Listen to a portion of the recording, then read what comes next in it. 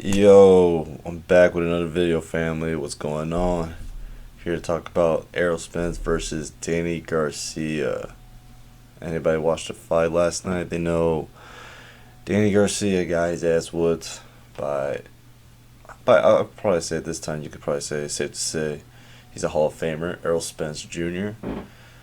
For those that don't know him formerly from fighting, he went through a terrible car accident in his Ferrari last year.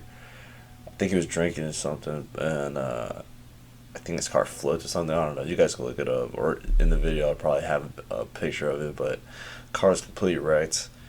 Yeah, I don't know how he's living. To be honest, he didn't look too good either. However, he came back and fought 1 year or a year and 2 months later, and completely demolished Danny Garcia and quieted his cousin or brother, Angel Garcia. I find annoying as hell. Um, Currently, ESPN actually has him ranked number 4 pound for pound champ, Errol Spence Jr. Danny, for those that don't know much about Danny Garcia, he's kind of washed up now. He was a lineal lightweight welterweight. He had the lineal lightweight welterweight titles between 2012 and 2015, and he had the WBC welterweight title 2016 and 2017. He really has not done much other than that. That was like his good span. His cousin or brother, whatever his name, talks all the shit. Basically, just gets some fights. Let's continue. The stats for the night: total landed for Spence was 187 versus 117 for Garcia. Total thrown 700.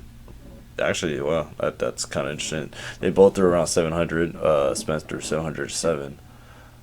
That is really interesting. The percentage of them that landed is 26 versus 17.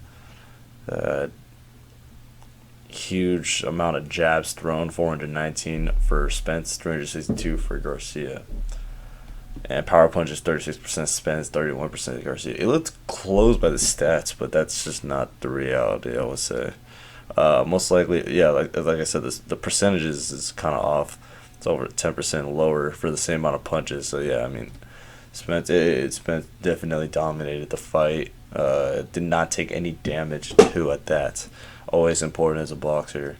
Garcia got a blackout and got fucked. I mean, he got beat by the cards and he got beat just by the eye test as well. He still tried, I guess. I don't know. He got paid. That's all that matters, really. Next fight right now, the time off for Errol Spence Jr. is Terrence Crawford. I think Terrence Crawford is ranked behind Errol Spence Jr. still. Yeah, I could be wrong. Someone comment that if I'm wrong. But however, this is going to probably be the next fight for 2021. I'm not sure. I don't think Terrence Crawford has a fight coming up right now either. So, be interesting to see. Boxing needs something like this because, you got people like Jake Paul and Nate Robinson making headlines over Mike Tyson or Roy Jones Jr. So, hopefully we can get a great fight. Something. A highlight.